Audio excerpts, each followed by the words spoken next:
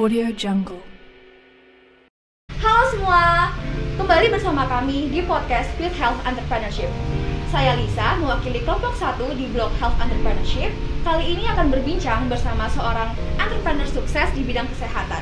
Nah, ini dia Bapak Sulardi. Bapak Sulardi ini memiliki 3 apotik, yaitu Apotik Siaga 21. Nah, mungkin Bapak Sulardi bisa memperkenalkan diri dan juga apotiknya. Terima kasih Mbak Lisa kesempatannya. Alhamdulillah ya pada sore hari ini yang cerah ini, alhamdulillah kita bisa berbincang. Mungkin bukan narasumber ya tepatnya, ya mungkin kita share aja untuk gimana sih mungkin pengalaman dalam usaha apotek ya. Ya, saya mulai mendirikan apotek sebetulnya udah cukup lama, tahun 2005 sebetulnya di luar kota ya. Di luar kota, terus karena kesibukan saya, apotek itu kita serahkan kepada orang lain untuk mengelolanya. Terus saya baru fokus untuk usaha apotek berikutnya adalah saat di Purwokerto ini Mbak Lisa. Saya ada 2 apotek memang ya. Yang pertama Apotek Siaga 21 di Jalan KS Tubun. Terus ini yang baru adalah Apotek Persada di Jalan Jenderal Sudirman. Gitu Mbak Lisa, mungkin Baik. untuk apoteknya Mbak Lisa. Wah, luar biasa sekali ya pemirsa. Nah, mungkin bisa ceritakan Pak, awalnya ide dari mana ingin membangun apotek? Apakah memang sudah dari muda atau bagaimana Pak? Oh, iya. Gini Mbak Lisa, mungkin perjalanan itu cukup panjang ya, mungkin dari masa-masa kuliah. Mungkin kalau Mbak Lisa, Mbak Lisa kuliah, misalnya, ini saya untuk biaya sekolah saya dibajet berapa nih ya Pak ya. Kalau saya dulu udah berpikir gimana caranya saya kuliah dengan tanpa minta uang. Ya, saya perjalanan cukup panjang ya. Untuk itu memang di masa-masa kuliah dulu saya jarang sekali sampai namanya meminta uang kepada orang tua itu untuk biaya sekolah, apalagi biaya main, biaya pacaran, apalagi ya pada saya. Itu haram bagi saya hukumnya. Saat itu ya biaya kuliah bisa kita dapatkan dari beasiswa. Banyak sekali tawaran beasiswa saat itu ya. Kita tinggal pilih, ngambil 2 pun bisa. Untuk biaya sehari-hari, biaya makan, biaya praktikum dan lain-lain, saya coba mencari biaya sendiri. Ya, yang pertama mungkin saya dengan usaha-usaha saya bergabung di Kopma, di koperasi mahasiswa. Situ kejualan dan saya coba belajar dari situ. Apa sih yang bisa saya jual dengan saya tidak bergabung di Kopma. Ya, saat itu saya belajar mencoba berjualan ya. Saat itu ada penerimaan mahasiswa baru. Wah, ini event cukup bagus nih untuk saya bisa berjualan nih. Saya coba ngambil produk-produk dari Kopma itu. Dulu seragam hitam putih ya, itu saya bawa ke tempat pendaftaran itu. Saya yakin nanti habis mereka registrasi pasti ada ospek, seragamnya udah pasti hitam putih. Kita udah cross check ke panitia ospek ya, seragamnya pasti hitam putih. So ambil ratusan pack seragam hitam putih itu ya, saya bawa ke tempat registrasi itu. Alhamdulillah 1 hari bisa dulu sampai hampir 1 juta. Wah, Angka yang sangat tinggi di kala biaya kuliah saya itu 1 juta cuma 180.000. Ya, jadi mungkin dari pengalaman itu ya itu cukup menginspirasi saya sampai saat ini ya. Kita untuk terus bisa menghasilkan dana dengan cara berjualan. Mungkin untuk apotek sendiri ya. Untuk apotek sendiri latar belakangnya saya mencoba mempunyai usaha itu yang punya manfaatan pada orang banyak. Jadi usaha apa sih yang punya kemanfaatan ke orang banyak? Gitu. Kalau dulu kita waktu belajar yang dinamakan kebutuhan pokok itu sandang, pangan, papan. Tapi dengan keadaan seperti sekarang ini, keadaan update sekarang itu apakah cukup itu sedang papan? Tidak ada bedanya mungkin dengan makhluk lain selain manusia, ya kan? Nah, sekarang apalagi di masa pandemi seperti sekarang ini, kita sangat membutuhkan namanya akses kesehatan. Ya, akses kesehatan, juga pendidikan pasti ya sebagai kebutuhan pokok, juga sarana peribadahan. Mungkin itulah kebutuhan pokok yang mungkin membedakan kita dengan makhluk yang lain gitu. Gitu. Jadi saya anggap apotek itu merupakan salah satu sarana kesehatan ya. Apotek merupakan sarana kesehatan ya yang menyediakan penunjang kesehatan, entah itu obat, vitamin, alat-alat kesehatan dan lain-lain, dan memang sangat dibutuhkan oleh kita saat ini. Dan mungkin kalau orang mencari sarana kesehatan ya, entah itu mungkin kalau mencari hal yang paling mudah aja lah, kita pengen mencari itu Mbak Lisa pakai pakai masker cukup bagus, cari informasi kalau pengen beli dengan kualitas yang bagus, Mbak Lisa carinya akan mana? Apakah ada ke penjual pinggir jalan, kan murah itu harganya ya. Pasti kalau orang yang lebih berpendidikan pasti akan tanya di apotek, tahu di situ produknya kemungkinan besar adalah produk yang asli original, terpercaya ya, gitu. Terus juga misalnya kita butuh obat, misalnya aduh ini adik saya diare gitu, banyak obat di warung, banyak ada Introstop misalnya, tapi Mbak Lisa lebih percaya mana nih sebagai orang berpendidikan, di apotek atau di toko kelontong nih?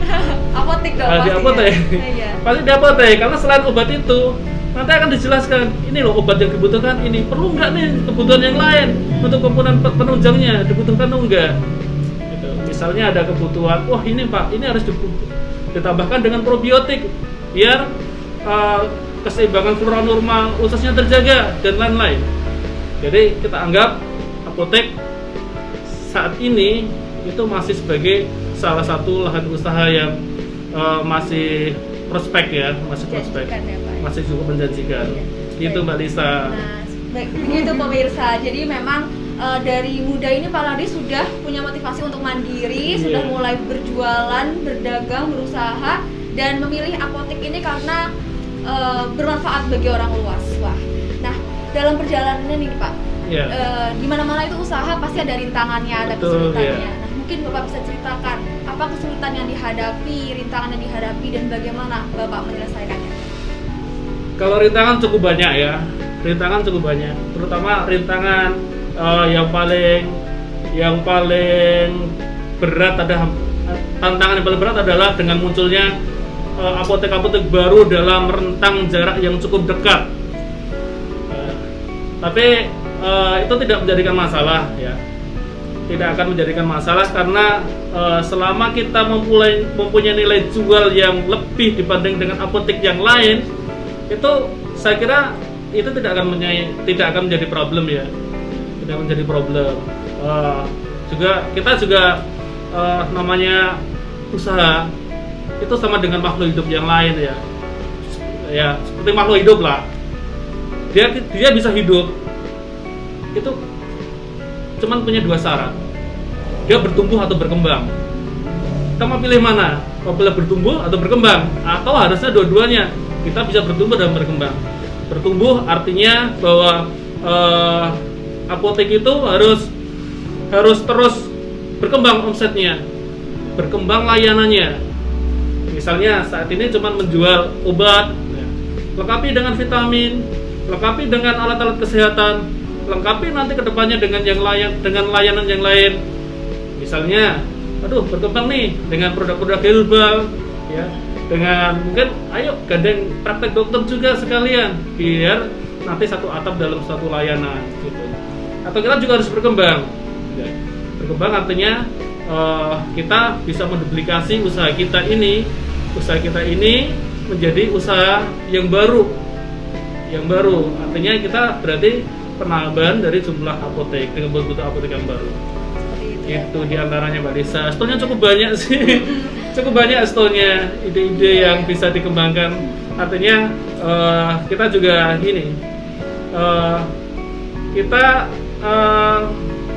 butuh yang pertama yang harus itu ya inovasi. Kita selalu harus berinovasi. Tadi rintangan gimana caranya berkembang, ya kita harus berinovasi. Apakah itu yang memang membuat akhirnya apotek-apotek Bapak itu unggul dari yang lainnya, Pak? Ya alhamdulillah, paling tidak masih bisa bertumbuh. Jadi syarat utama adalah harus bertumbuh. Harus bertumbuh artinya omset terus berkembang walaupun tekanan seperti apapun, keadaan seperti apapun, ketika ada COVID pun harus berkembang. Dan mungkin orang yang lain saya lihat sebagian grafik pada turun ya. Tapi saya tekankan ke teman-teman, biarlah yang lain turun. Tapi kita harus berkembang. Ya mungkin gimana caranya? Setelahnya banyak potensi-potensi yang lain yang mungkin apotek-apotek lain tidak lakukan ya, atau belum lakukan ya. Di antaranya mungkin kita guide instansi, beberapa instansi, praktek dokter dan lain-lain kita guide untuk bisa bekerjasama dengan kita. Bahkan yang paling heran apa Mbak Disa? Apa, Pak? Ada yang unik ini, di apotek Siaga Dewasa itu ada yang unik. Apa itu, Pak? Kita bukan cuma resep manusia yang masuk, tapi resep hewan pun banyak sekali. Wah. Nah itu dilayani nggak, Pak, itu? Dilayani, kan ini ada resepnya. Resep dari dokter hewan masuk apotek, ya harus dilayani. Resepnya kan sama dengan resep manusia. Dan dokter hewan sekali resepi ya besar banget. Sekali membuat kapsul itu bisa 100 kapsul. Bisa dan pengadaan cairan. Mungkin Mbak Lisa belum tahu ya. Mungkin ini Mbak Lisa di kedokteran ya, mungkin taunya aduh ini perawatan manusia ya. Iya, hanya manusia saja. Ternyata di Purwokerto itu ada beberapa perawatan hewan, rawat inap untuk hewan. Nah, belum tahu lah. Nah, mungkin itu di situ kan peluang juga. Dan itu pengambilan cairan infusan itu cukup besar. Sekarang mengambil 8 karton cukup besar. Dan mungkin satu hal yang mungkin apotek lain belum lakukan adalah kita sekarang zamannya adalah zaman serba digital ya, digital. Harusnya kita jualan ya jangan cuma di lingkungan Safir sini. Mungkin kalau Mbak Lisa nanti coba cek di Tokopedia, ketik apotek Siaga Dewasa pasti keluar. Ya. Di sini dicek ya teman-teman. Ya, ya kita harus mengikuti perkembangan bisnis saat ini ya, perkembangan bisnis saat ini. Nah, selain itu kan masih banyak bisnis online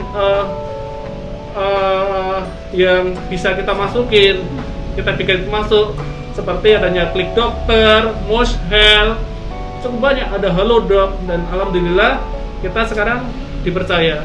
Jadi jangan heran, wah ini apotek Siaga Dewasa itu cuman melayani offline ya? Enggak. Online kita juga, ya. Kita pernah kemarin saat Lebaran ya, pengalaman unik juga ini. Bagaimana tuh, Pak? Iya, ini unik banget. Lebaran harusnya kita tutup. Kita harusnya tutup 2 hari, tapi akhirnya kita pada hari kedua mau tidak mau harus buka. Karena apa? Salah satu staf kita itu lupa mematikan aplikasi online. Wah, jadi ternyata pasti pada beli ya, Pak? Iya, banyak banget yang masuk dan itu benar-benar kita kewalahan. Dan cukup jauh. Cukup jauh dari Jogja, dari Sleman, dari Jambi, cukup jauh. Berarti Iya. hampir seluruh Indonesia bisa ya, Pak ya, Pak? Bisa, semua bisa akses, asal semua bisa akses ke sistem Mosh Health, Halodoc, Tokopedia, itu kita bisa layani. Oke. Baik, tadi kita sudah mendengar cerita dari Pak Lardi ini. Nah, tapi saya penasaran. Gimana, Mbak Pasti Lisa? ada dong sosok yang mendukung Bapak, yang support terbesar bagi Bapak itu siapa ya, Pak? Oh iya, pasti ada. Nah, itu. Rahasia. Enggak ya. Kita support yang jelas dari pasangan kita ya. Support pasti dari pasangan kita. Jadi sejak dulu masa pendekatan ya dan akhirnya jadian. Wah, ini Waduh. Mbak Lisa ini nih apa Gimana tuh, Pak? perlu ini. Jadi dulu kita komitmennya apa? Kalau kita ya mungkin mencari orang yang diajak senang bareng itu kan banyak ya. Kita ke diskotek aja banyak itu diajak senang-senang, ya kan? Iya. Tapi komitmen saya dulu apa? Bersedia nggak kita membangun rumah tangga ini bersama? Susah-susah bersama, bersedia nggak? Wah. Iya, saya mau. Oke, berarti. Jadi saat itu kita coba udah mulai mencoba ya. Kita namanya, kalau saya kan nanti nggak minta uang kepada orang tua ya, berusaha gimana caranya nggak minta kepada orang tua. Istri saya sama. Jadi ketika diberi jatah uang kuliah ya, misalnya 1 bulan itu 1 juta, syukuri, alhamdulillah ya. Dan haram hukumnya untuk minta tambah dana lagi dari orang tua. Nah, gimana caranya, ya kan? Susah kan? Berarti apa ya? Dan itu bisa jalan, alhamdulillah bisa jalan. Seberapapun kita dikasih 500.000, dikasih 200.000, alhamdulillah. Berapa? Cukup, alhamdulillah. Dengan apa? Ya kita sambil belajar, kita sambil berkarya. Nah, itu dia. Walaupun karyanya dulu masih sederhana gitu. Ya gitu, jualan itu. Kadang kita ngambil kan kita nggak perlu modal. Kadang kita ngambil buku, mau ada ujian Sipen Maru dulu ya. Kita kan nggak perlu modal nih. Kita tinggal ngambil di buku-buku itu, latihan tes itu di Sopeng ya, di Sopeng Center kalau di Jogja itu. Modalnya apa? Ninggal KTP. Modal nggak? Nggak. Kita dapat berkardus-kardus itu buku. Akhirnya kita jual pas ada event-event trail out itu, udah kita gelar dagangan di situ. Ya seperti itu, cara bertahan kita seperti itu. Memang dari awal sudah berkomitmen untuk berjuang Betul bersama ya? Pak ya. Iya, gitu. Baik, wah sangat menginspirasi ya teman-teman. Nah, baik, dari Bapak Surodi itu selain ada 3 apotek juga setahu saya bekerja di suatu perusahaan. Iya. Nah, bagaimana Bapak membagi waktunya, Pak? Sebetulnya kalau fokus saya dalam sehari-hari, istilahnya waktu saya, karena saya masih bekerja, ya berarti ikatan waktu saya terbanyak adalah masih di kantor saya. Kebetulan saya juga bekerja di dunia farmasi ya, di PT Kalbe Farma. Ya tidak jauh-jauh dari obat lah ya. Ya seperti itu. Ya mau tidak mau, saya udah ada kesepakatan dengan kantor. Ya kita ikuti aturan kantor sepanjang kita masih mau bekerja di kantor tersebut. Tapi sebetulnya untuk pengelolaan apotek sendiri kan tidak harus kita yang memegangnya, Mbak. Betul. Ya, jadi dalam pendirian apotek, kalau kita benar-benar ceritanya menjadi entrepreneur ya, Cuma kan, rekrut orang ya, Pak ya? Iya, kita kan harus menggunakan tangan orang untuk mengelola usaha kita.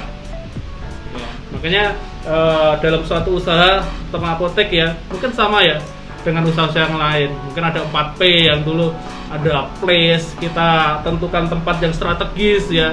Kita cari tempat yang strategis. Kita mencari omset seberapa sih? Itu kan tergantung tempatnya juga. Kalau kita di desa, pusatnya mungkin ramai ya, 100. Jadi 100 pasien di desa dengan 100 pasien di kota itu beda sekali. Ya, kalau di kota jadi per item penjualan itu kan beda sekali. Mungkin kalau di desa ya orang belinya intro stock 1 strip 5.000 sudah. Tapi di kota orang cenderung beda. Yang dicarinya pun, wah ini saya diare ya. Tadi ya saya diare. Wah ini obatnya yang paling bagus apa ya? Perlu tambah apa lagi ya? Vitamin apa? Misalnya anak-anak ini susunya pakai susu apa ya yang paling bagus? Jadi satu apa itu?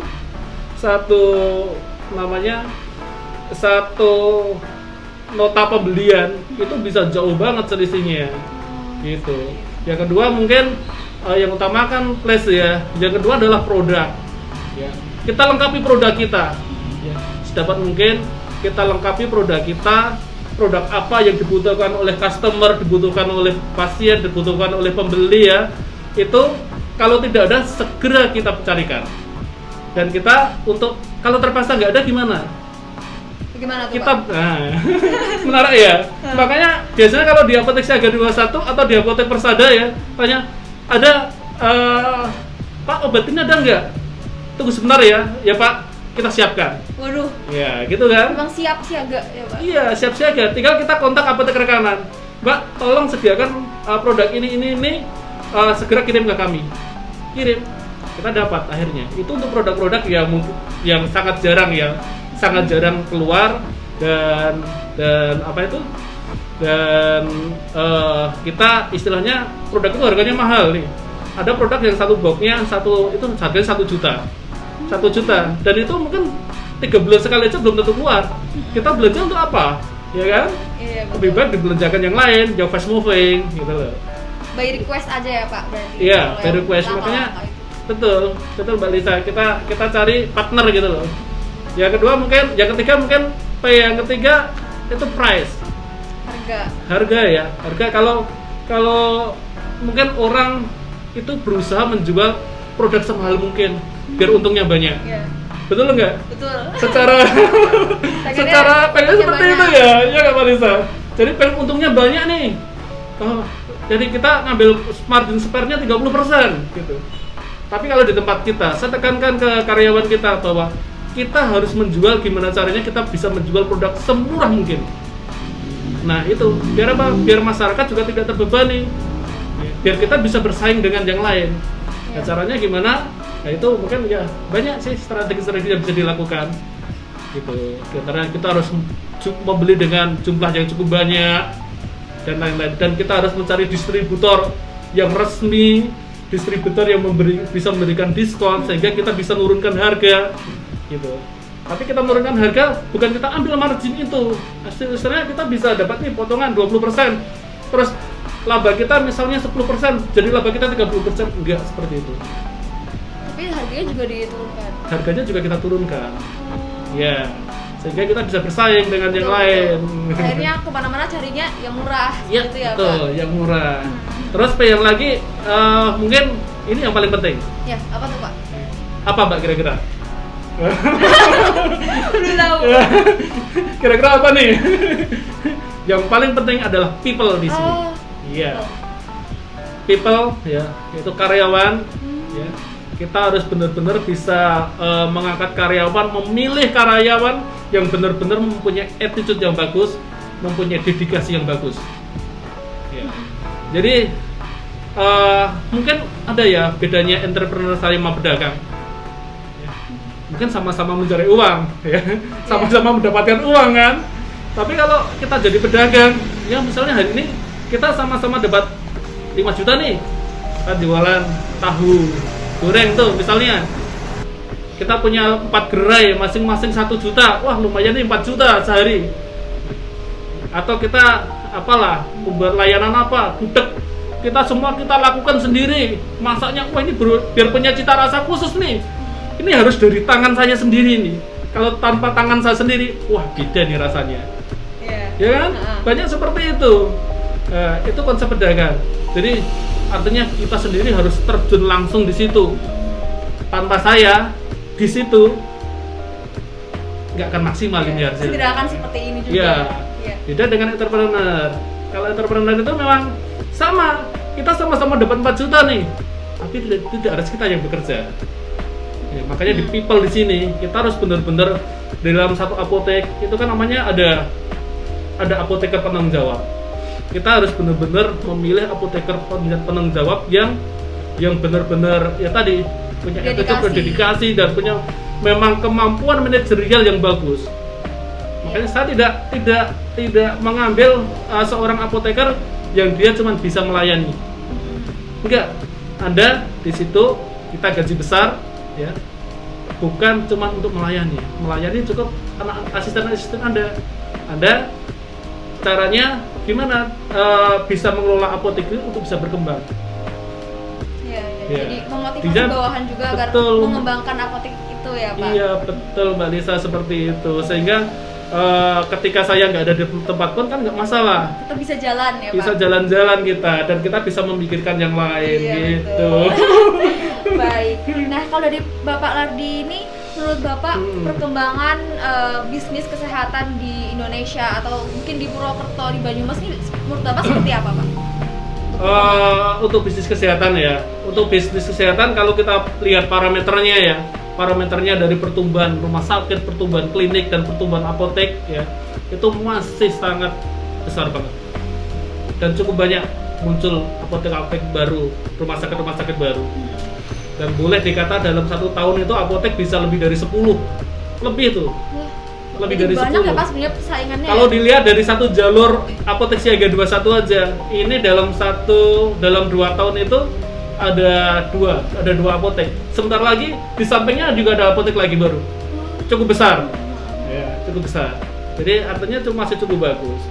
Cuman kalau dilihat mungkin masih banyak sektor-sektor yang sebenarnya sektor kesehatan juga yang belum dikembangkan dengan baik, yang belum berkembang cukup baik di Purwokerto. Misalnya fasilitas kebugaran, gym, ya, gym. Tapi di situ gym yang lengkap, gym. Terus di situ ada paket nutrisinya, nutrisi sehatnya seperti apa, gitu ya. Itu belum. Ya, Pak, ya. Dan juga mungkin banyak yang belum dikembangkan, kayak misalnya sayuran-sayuran sehat, belum. Jadi ada toko khusus sayuran apa? Sayuran namanya apa ya? Sayur sehat yang non pestisida. Non pestisida, organik ya. Organik. Kita belum ada di sini. Oh iya. Jadi story-nya banyak. Sebenarnya banyak peluang dan Masih ide-ide banyak. untuk berusaha ya. Masih banyak banget yang. Oke, baik Pak. Mungkin Gimana, Mbak pertanyaan Lisa? terakhir nih Pak. Siap. Untuk mahasiswa dan juga penonton semua ini, mungkin ada yang ingin mulai merintis bisnis usaha, terutama dalam bidang kesehatan. Nah, mungkin Bapak Lardi bisa memberikan tips dan trik atau pesan-pesan nih untuk penonton semua. Siap. Ini sama arah ke kamera ya. Ya, yang ini ya Pak ya. Siap. Ya, saya tunjuk ya ini. Hai pemuda Indonesia, bangkitlah, berikan kontribusi positif untuk negeri ini. Ya, gitu. Terus mungkin untuk tip-tipnya mungkin untuk pemula ya. Yang pertama, ayo tinggalkan komunitas-komunitas negatif. Artinya gitu. Mungkin kita dari persahabatan, boleh ada persahabatan yang itu bisa memberikan kontribusi positif bagi kita. Tapi juga ada sahabat yang bisanya dipakai untuk senang-senang. Atau ada juga yang sahabat-sahabat yang itu cuman memberikan apa ya, bisa diajaknya cuma diajak senang-senang ya, senang-senang atau bahkan tim pembuli. Sekarang buzzer ya, udah hindari semua persahabatan yang memberikan kontribusi negatif bagi perkembangan kita. Terus tip-tipnya yang pertama adalah kalau kita coba ingin mendirikan jadi seorang entrepreneur, itu yang pertama kita harus punya impian. Jadi sahabat-sahabat sekalian, Mbak Lisa, kita harus punya impian. Coba mulai sekarang, kalau perlu di list, kita buat impian sekarang. Mbak Lisa, calon dokter nih, mungkin kita, ayo buat impian untuk 5 tahun ke depan, 10 tahun ke depan, apa sih? Saya pengen menjadi dokter spesialis anak. Saya pengen menjadi dokter spesialis penyakit dalam. Dalam 10 tahun ke depan saya akan akan berusaha untuk membuat klinik, misalnya klinik apa ya yang lebih penyakit dalam. Wah, rumah sakit. Bermimpilah setinggi mungkin ya Pak. Ya. Atau membuat klinik yang sekarang banyak dipakai itu klinik hemodialisa. Mbak Lisa harus kerja sendiri nggak itu? Nggak kan? Butuh partner. Nah, butuh partner. Yang pertama adalah kita harus berani membuat impian, karena itu yang bisa menggerakkan semangat kita ya, semangat kita untuk berusaha. Yang kedua adalah keberanian ya, keberanian mengambil keputusan. Kapan nih usaha ini dimulai? Ya. Mungkin teman-teman kalau sebagai pengusaha baru ya Mbak Lisa, butuh modal nggak? Harusnya iya, sepertinya biasanya butuh ya Pak ya. Modal itu apa terutama Mbak Lisa? Uang. Modal itu uang. Salah teman-teman. Salah. Iya. Apa itu? Orang selama ini menyebut modal itu uang. Salah. Aset terbesar kita adalah diri kita sendiri. Bisa nggak jualan tanpa modal? Bisa nggak jualan tanpa modal Mbak Lisa? Bisa. Banyak kita harus butuh modal. Enggak, banyak sekali usaha yang tanpa modal. Ya, baik. Berarti tadi. Iya, gimana Mbak Lisa? Oke. Apa yang seperti tadi Pak Lardi katakan bahwa memulai usaha itu tidak melulu modalnya selalu uang ya Pak ya? Iya, betul sekali. Jadi modal yang utama adalah diri kita sebagai aset ya. Asetnya adalah, modalnya adalah diri kita sendiri gitu loh. Diri kita. Sebagai aset, iyalah. Seperti itu Mbak Lisa. Kemudian tadi setelah impian, berani, apa lagi nih Pak? Satu lagi. Iya. Yang kedua tadi adalah berani ambil keputusan. Artinya itu kita tuh bisa, impian tuh kan ada di langit nih. Iya. Keputusan tuh ada di bumi. Ya kita membumikan apa yang di langit artinya Mbak Lisa. Dan artinya gini, kita benar-benar segera harus berani memutuskan kapan usaha itu dimulai. Harus segera ya Pak? Iya, nggak harus segera sih. Paling tidak kita harus berani memutuskan. Kalau tidak, impian akan tetap menjadi impian gitu. Terus yang paling penting berikutnya adalah mentor Mbak Lisa. Jadi kalau kita ingin cepat usaha itu berkembang, kita harus punya mentor. Mentor itu artinya apa? Misalnya kita ini mau usaha bisnis di apotek ya, ayo kita belajar dari apotek yang sudah jalan ya, yang udah jalan dan kita anggap apotek itu sukses. Bolehlah misalnya yang udah cukup besar ya, ada apotek Kimia Pharma Group, ada apotek K24 Group, itu kita belajar. Jadi kita tidak perlu istilahnya Gengsi. Tidak perlu gengsi. Yang pertama gengsi, juga tidak perlu terlalu banyak membuat kegagalan. Nah, jadi ibarat jalan itu kita udah ada road map-nya, udah ada kayak Google Map-nya ya. Oh kita mau ke Gunung Semeru, udah. Nah, Artinya sudah jelas ya Pak? Sudah jelas. Kita nanti mau belanja kemana, sistem penggajiannya seperti apa, terus sistem margin keuntungannya seperti apa, tunjangan kesehatan seperti apa dan lain-lain. Kita udah cukup bisa belajar dari mentor-mentor kita gitu Mbak Lisa. Baik, teman-teman, banyak sekali ilmu yang bisa kita dapatkan hari ini ya. Terima kasih kepada Bapak Sulardi telah memberikan banyak ilmu dan juga cerita pengalamannya. Tentunya akan sangat bermanfaat untuk saya, untuk teman-teman dan juga penonton semuanya.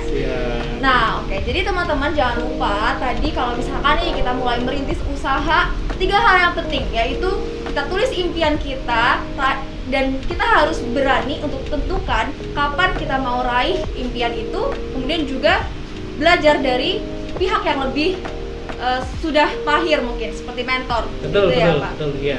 Ya. Baik, mungkin untuk podcast hari ini selesai sampai hari ini. Oh iya, jangan lupa kalau misalnya teman-teman ada yang mau beli obat mungkin atau ada yang ingin mulai merintis usaha apotek, bisa berpartner dengan Siaga 21 ya Pak? Siap, kita akan support sebaik mungkin. Ya.